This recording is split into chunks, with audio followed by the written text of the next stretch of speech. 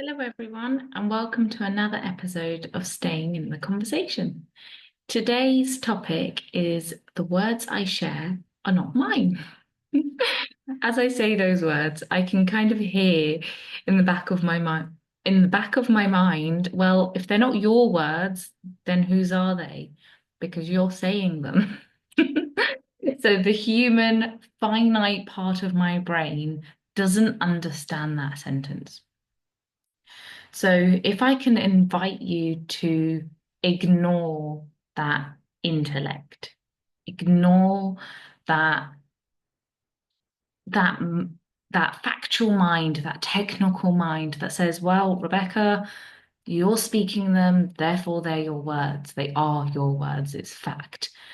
If just for now, can I ask as an invitation for you to just park that little voice in your mind, because chances are, if it's in my mind, it's in yours too. Or it doesn't even occur to you at all that you've reached such an enlightened space in your mind that you completely understand what I'm saying. Um, or you're still very much in touch with your human side, and the spiritual airy fairy side of everything I talk about doesn't make sense at all, but you're still here, you're still listening. So, as an invitation for the beginning of this episode, just park that bit of your intellect, and you're more than welcome to pick it up again after this video ends. But while I talk, things I say might sound a little bit out there. They might sound a bit, what on earth is she talking about? But I invite you to really just listen like you're listening to music. Try not to listen to the words. That's the concept of this title. That's what came to me with this title. The idea is that these words that are coming out of my mouth, these words that I am speaking, they're not coming from me. They're not coming from my human part of me. They're not coming from my brain. I didn't study for a test. The little boy I look after, he's 9.5, and he gets spellings, how to spell English words. Don't get me started on English spelling.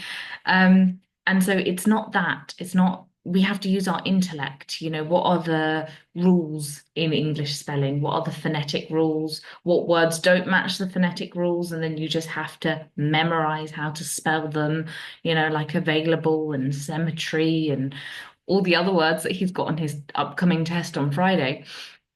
So there in school, in academia, you have to memorize things, and you have to know them as hard facts. This is how you spell available. This is how you spell circle. This is how you do 2 times 2. This is how you do 50 times 5. Whatever it is, we're using our human finite mind. We're using that side of us. We're using not even our mind, our brain. We're using that intellect, which is remarkable and amazing. And I am not dismissing it. And what I talk about here isn't dismissing that intellect. It isn't saying it isn't important.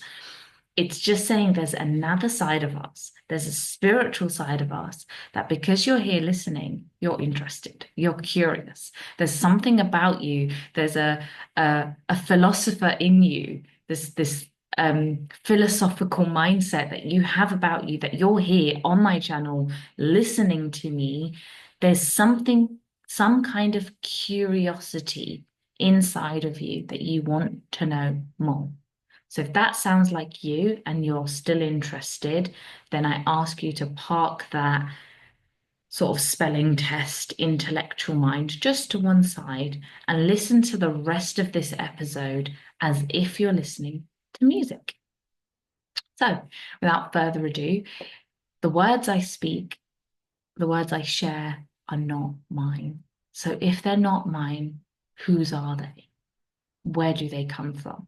If they don't come from my intellect, who's giving them to me? Who's speaking them? If it's not Rebecca speaking, then who is? The words I would put on it is that God is speaking.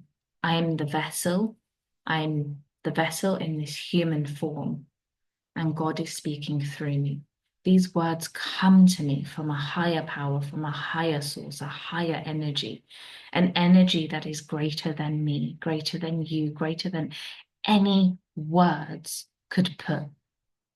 There is this power beyond intellect.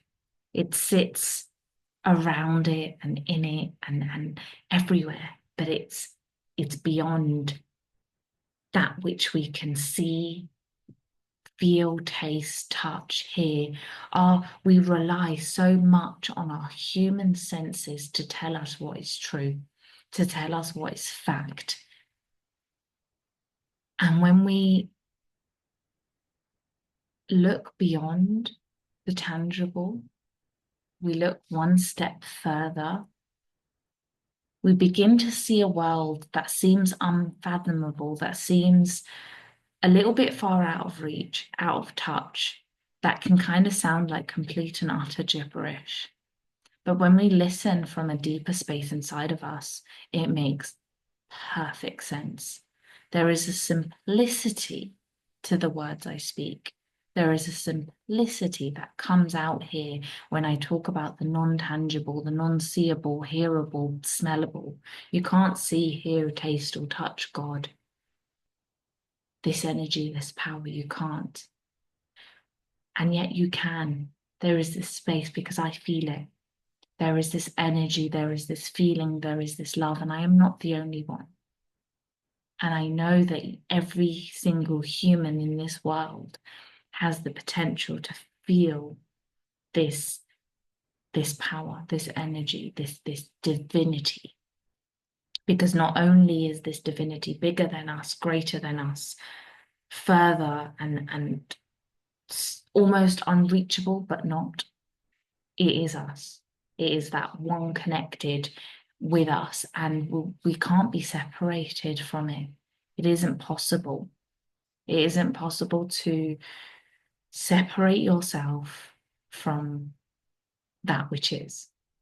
And that which is that energy, that God energy that breathes life into us, that gives us the words, that gives us these things that science just cannot explain, that the intellect cannot wrap its head around.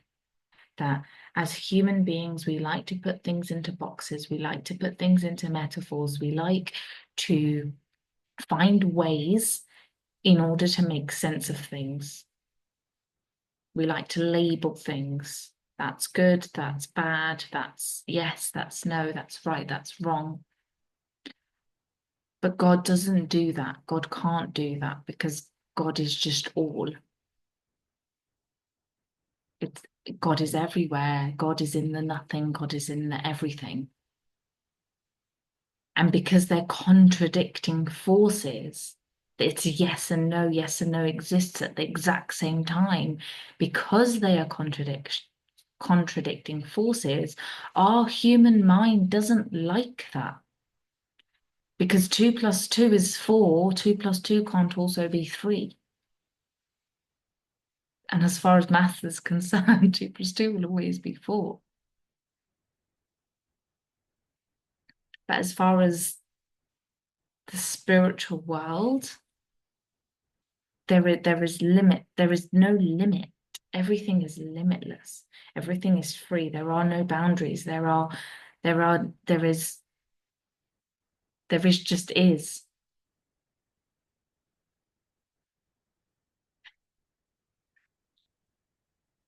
Let me word it another way. It's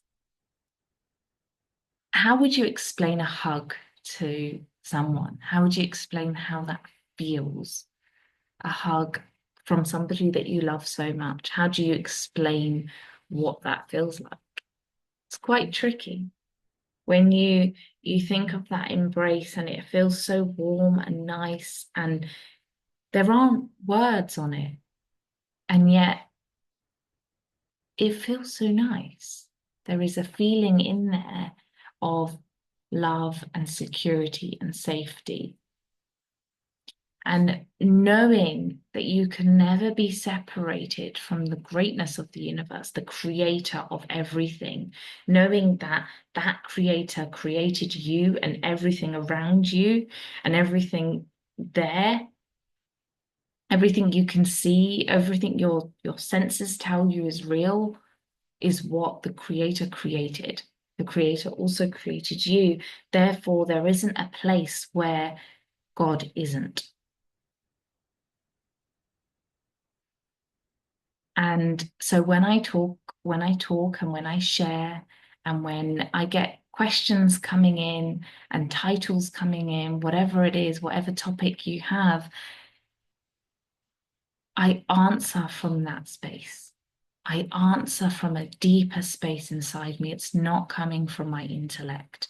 It's not coming from this human finite space of this is fact and this is truth and this is what you need to do and this is how you spell available and this is how you do 2 times 2. That's not where it's coming from. It's coming from a deeper space inside of me that you all have the ability to tap into. And tapping into that space allows you to see more. It allows you, it enhances your human experience. Because while, your hand is a hand and, you can see your hands and you can see your fingers, and you're not going to suddenly say, okay, well, if I am a spiritual being and everything is up for debate, then is this really a hand? Is 2 + 2 really 4? And we can absolutely talk in that way. And we can absolutely go really deep in it. Is this really real? Am I really here or am I dreaming? And we can ask those philosophical questions and we can really confuse ourselves. But sometimes we need to reel it back in again. And it's like, whoa, that's a bit much. Yes, I am really here. Yes, I am really human. Yes, this is really a hand and a laptop, and everything I see is real.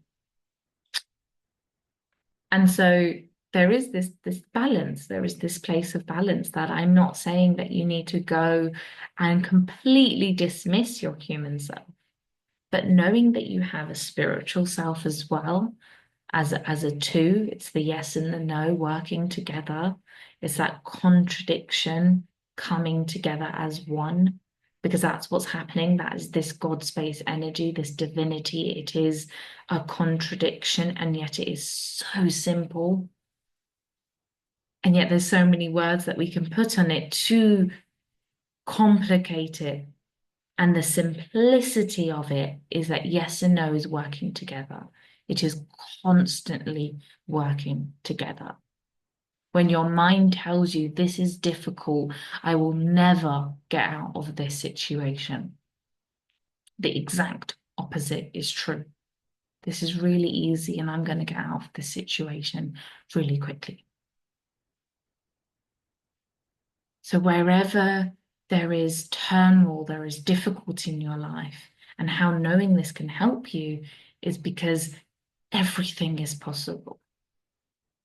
When we stand solid in a fact that this is difficult, this is wrong, this is bad, it leaves us stuck, it leaves us limited. It leaves us in a place of despair, of lack, fear, anxiety. We stay stuck in that space because we are trying to get out of it with our intellect, with just the no, with just half of what we are. And yet both halves are completely whole. It isn't a 50-50 type thing. It's we are 100% human and 100% spiritual. We are both. Think of it like a glass. I have a glass of water here. It is equally made out of glass, the same way as this one. They're two different glasses, and yet they're both, the material is glass. and it will always be glass. So for us, we will always be that divinity. We will always be created from that higher power, whatever name you give it. But we will always be that. We have just been molded and shaped into a human being.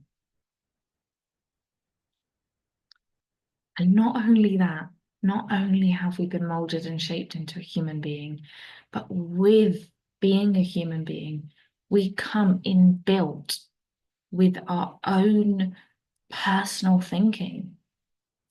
When we look out at the world, when we look out at the window and we look at trees and cars, we go to the beach, we go places. When we watch a movie, we're watching it from our perception of the world. We're watching it from our standpoint, our viewpoint. Get 5 different people to watch the same movie, and you will get 5 different viewpoints. Even if there's similarities in the 5 viewpoints, they will still be different because no two people have the same thinking. No two people will experience the same thing in the same way. So we cannot pinpoint, we cannot say that something is intrinsically difficult. It's not inbuilt in the thing. It's not inbuilt in moving house or whatever it is that people, society, statistics have deemed difficult. It just is. Moving house is just moving house. Getting married is just getting married. A rainy day is just a rainy day. It isn't to say that you're not going to have a perception on those things. You're not going to have an experience. You're absolutely going to have an experience. But your experience and your opinion is not definitive. It doesn't define that situation. It doesn't define you. It doesn't deem that, oh, if I ever go through this again, it will be difficult. And it doesn't define that thing. It doesn't define moving house is stressful. If you found it stressful in that moment, that was your experience of that situation, of that circumstance. And that is okay because it's part of being human. We get to have all these different experiences. We wouldn't know what stress is. We wouldn't know what happiness is if we didn't have stress, what calm, peace, serenity. We wouldn't know what that is. I once had a conversation with one of my children when they were about 5 years old or 4. And she said to me, why can't we live in a world that is just happy? Like, why can't we live in a world that is good and nothing bad ever happens? And I said, that would be great, but if we lived in the world like that, then it wouldn't be called happy. It would be just is. We would live in an is world. We wouldn't know, there wouldn't be much experience going on. It would just be is. So having this human experience, living in the way that we live, allows us to have a fulfilled experience of everything. Everything I share isn't to dismiss the next thing. Everything I share is to open a door of curiosity in your mind. And if you're here listening, you're still here listening to my videos, you're still here listening to this video, then there is something in you that is asking questions. And this conversation isn't about getting to an ultimate answer, an ultimate truth, to sit on a mountain and be completely at peace. It's literally to just have enlightened conversations. to have deeper, fuller experiences as a human and spiritual being. That's what these conversations are about. That's what I am here to do, to get you to question your life as a human, as a spiritual being, your purpose here. What do you want to do in the world? You know, being human is great, being spiritual is great, both is incredible. And looking in this direction, looking towards our humanness and our spiritual nature, it it allows us to see something different, something like the same thing different. We continuously live our lives and we get to see the same tree, the same car, the same road a little bit differently. So I hope that arose more questions than answered. I hope you stay curious and I hope you share your questions with me because I really do love your questions. They really do inspire me to talk in a different way, to get quiet with myself and to tap into that God energy and to speak with God and to see what comes through me in those moments of meditation and what comes out in these videos. So if you like today's video, there is another one coming out.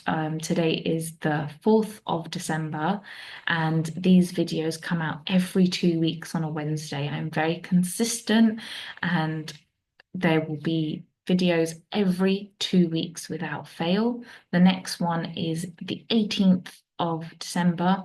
So if you have any questions, anything you wish me to answer, topics you want me to talk about, anything you want me to expand on that I spoke about in this video, please get those questions to me before the 17th of December 2024. If you're listening to this and it's no longer 2024 and it's, you know, far in the distant future, I'm sure there'll be more relevant videos.